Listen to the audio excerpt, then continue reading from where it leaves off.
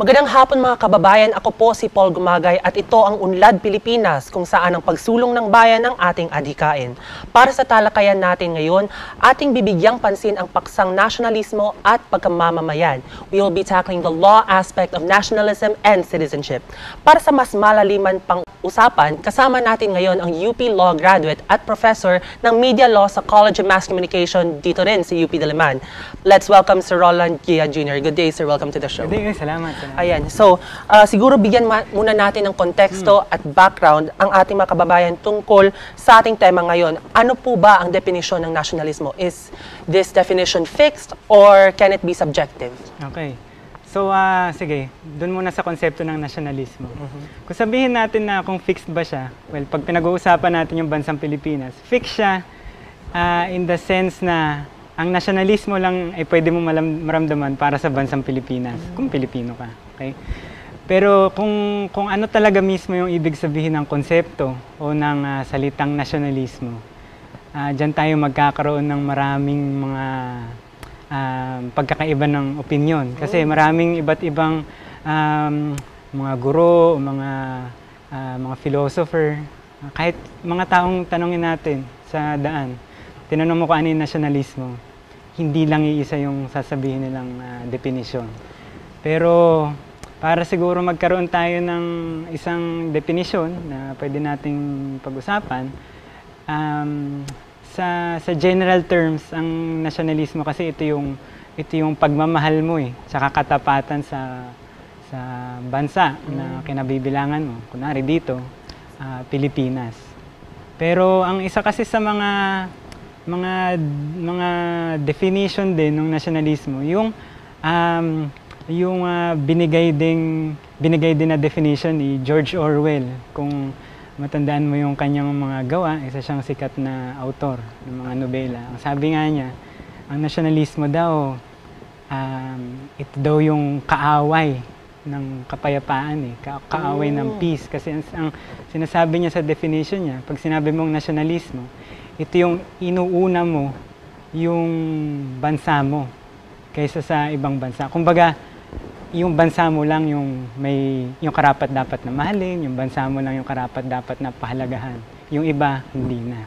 Yun yung ibig niyang sabihin ng nasyonalismo. Pero may iba rin nagsasabi, pagmamahal to, pagsuporta sa bayan, pag-alaga sa bayan. Ayan, kaya nakikita mo kung gaano siya kaano. So marami talagang iba't ibang definition ng nasyonalismo. Pag-usapan naman natin ang mga responsibilidad ng mga Pilipino. So, ano po ba yun? Oo, kasi pag sinabi natin responsibilidad ng mga Pilipino, siyempre asahan natin, uy, baka may listahan yan, di ba? Saan ba natin makikita yung listahan ng mga responsibilidad na yan? Sa ngayon, pwede kong sabihin sa'yo na wala yung listahan na yun, wala kang makikita. Pero kapag tingnan natin yung kasaysayan ng ating bansa, tapos pag medyo tingnan natin yung mga nakaraan na, makikita natin sa 1973 Philippine Constitution na meron dong article, may section doon tungkol sa duties and responsibilities or duties and obligations ng bawat Pilipino. Okay, nakalagay yun sa 1973 Constitution, pero sa 1987 wala na.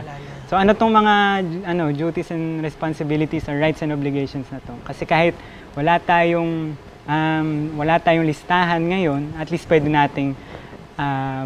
tayong magkaroon ng basihan mula sa 1973. Bakit? Mamaya, kasi sasabihin ko meron pang iba.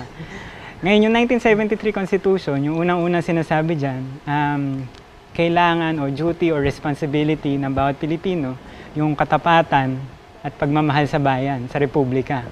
Tapos pangalawa doon, kailangan daw galangin yung pambansang watawat. Okay? Tapos bukod doon, kailangan daw depensahan ang bansa kung kailan kinakailangan, at tapos kailangan mag-contribute sa development tsaka general welfare. Tapos bukod pa doon, kailangan nating pero tandaan natin, 1973 Constitution to. So, kailangan nating hindi na to in effect ngayon? Hindi na siya in effect ngayon as law. Okay? As part of the Constitution. So, kailangan daw sundin yung mga batas, makipagtulungan sa mga otoridad, tapos patungo sa pag-maintain daw ng just and orderly society. Pero may iba pa. Yun pa lang, madami na. Section 1 pa lang yun. Wow. nung part 9 sa 1973 Constitution. Tapos marami pang ibang sari-sari dyan.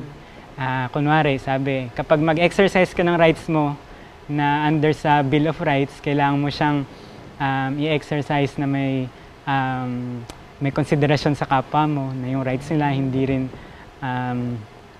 rin matatamaan pag in-exercise mo yung rights mo. Tapos, meron din dyan na kailangan bawat isa sa atin may trabaho. Yun yung nakalagay. May trabaho para suportahan yung bawat mga pamilya natin. Tapos yung huli dyan ay sinasabi dun sa ating Constitution na responsibilidad natin bilang mamamayan ang bumoto. Isa sa duties and responsibilities. Ngayon, balik tayo sa ngayon. Ngayon, sinasabi, wala na tong provision na to kasi 1987 tinanggal siya sa 1987 Constitution. Ano yung pwede nating maging basehan? Sa tingin ko ito, familiar ikaw, tsaka yung mga manonood natin, ito yung pwede nating sabihin na mayroon tayong ideya kung ano yung mga kailangan natin gawin bilang mamamayan. Base doon sa nire-recite natin dati, nung high school, elementary, sa flag ceremony. Yan yung panatang makabayan. Yan. So, nakalagay doon, susundin yung magulang, susundin yung paaralan, magiging makajos, magiging makabayan, yun. So kahit wala tayo nung specific na listahan, at least merong mag-guide sa atin. Tapos ito yung panatang makabayan saka yung panunumpa sa watawat. Maging yung preamble ng kasalukuyan nating Constitution. Ayun, ngayon naman sir, kapag pinag-uusapan natin ang nationalismo at pagkamamayan, kadalasan ay nagpapalit yung dalawa. Ano po ba ang mga pagkakaiba at pagkakapareho ng nationalismo at pagkamamamayan? Okay. So, ang citizenship kasi, ito yung legal status mo. Okay? Bilang rightful or siguro rightful resident of hindi resident rightful subject yan of the Philippines, ng bansang Pilipinas. Yung nationalismo, yun yung parang usual o siguro inaasahan natin na sana nararamdaman ng mga citizen ng Pilipinas patungo sa bansang Pilipinas. Okay. Pero ang pagkamamamayan o citizenship, ito yung legal status na pwede kang manirahan dito at pwede kang mag-exercise ng rights na binibigay ng Pilipinas sa kanyang mga mamamayan o mga citizens, mga Pilipino. Yun. Tapos, pag kasi maging citizen ka, hindi siya binibigay na automatic lang. Okay? Kasi may batas na kailangan sundin bago ka maging citizen. Pero fortunately, para sa atin, hindi naman mahirap 'yan. Kasi nakalagay na sa 1987 Philippine Constitution kung anong klaseng kung sino yung mga tinutukoy natin na citizen o mamamayan ng Pilipinas. So may apat na basehan ayon sa Constitution. Okay, so unang-una, kailangan kapag citizen ka na ng Pilipinas o mamamayan ka na ng Pilipinas, bago pinatupad yung 1987 Constitution, okay, mamamayan ka na. So isa yun. Pangalawa, dapat yung tatay mo o yung nanay, tatay mo o nanay mo, hindi tatay at nanay mo. Okay, hindi ganun. Tatay mo o nanay mo, oo. Kung yung tatay mo o nanay mo, Filipino citizen, Pilipino ka na din.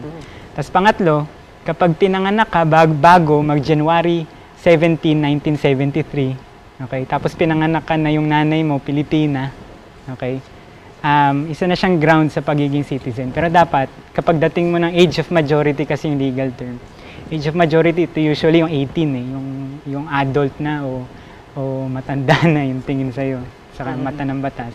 At pinili mong maging Filipino citizen, edi Pilipino ka na din. Yun yung pangatlo. At yung huling-huli, kapag na-naturalize ka, ayon sa batas ng Pilipinas na maging Pilipino, Pilipino ka na din. Citizen ka na din. Yun yung apat. Ayun pala yung mga pagkakaiba nila. Ayun. Finally naman, sir, may mensahe po ba kayo sa ating mga kababayan para sa naguguluhan pa para sa konsepto ng nationalismo at pagkamamamayan? Ang mensahe ko lang siguro sa kanila, una yung pagkamamamayan, hindi naman natin siya kailangang isipin talaga. Kasi kapag pinanganak ka na may isa kang magulang na Pilipino, Pilipino ka na. Or may choice ka na pwede kang maging Pilipino. Tapos naman yung sa nationalism, ang sa akin lang siguro, kung sa tingin nyo, ang Pilipinas ay isang lugar lang na, di ba, na tinitirhan nyo, ang gusto ko lang masabi, marami dyan na kayong makikita, yung hindi lang nabukod dun sa mga magagandang lugar na, di ba, pinapakita sa mga magazine, papunta sa ibang bansa, na pwede kayong maging proud na maging Pilipino. Kasi yung pride ng pagiging isang Pilipino, ito yung butil eh. Dito nagsisimula yung nationalism nga na tinatawag. Kaya kung sakaling nakukulangan sila maghanap ko, ano yung, di ba, ikaka-proud natin bilang Pilipino. Sa tingin ko, yung una nilang gawin, tingnan muna yung sarili nila. Kasi sa atin rin naman nagsisimula yun eh. So kung meron silang makita sa sarili nila na proud sila, then, di ba, eventually, makikita nila na ibang tao pala, yung ibang bagay, yung ibang lugar. Meron ding ganong natatanging quality. Pwede nating masabi na proud tayo. Tapos doon magsisimula yung nationalism. Ayan. So, very wise words po from Sir Roland Guia Jr. Maraming salamat po sa inyong pag-ambag ng mas malalim na usapan sa hapon na ito. And there you have it, isang episode na naman ang ating pinagsamahan. Maraming salamat sa inyong pagsubaybay. Ako po muli si Paul Gumagay para sa Unlad Pilipinas, kung saan ang pagsulong ng bayan ang ating adhikain. Magandang araw.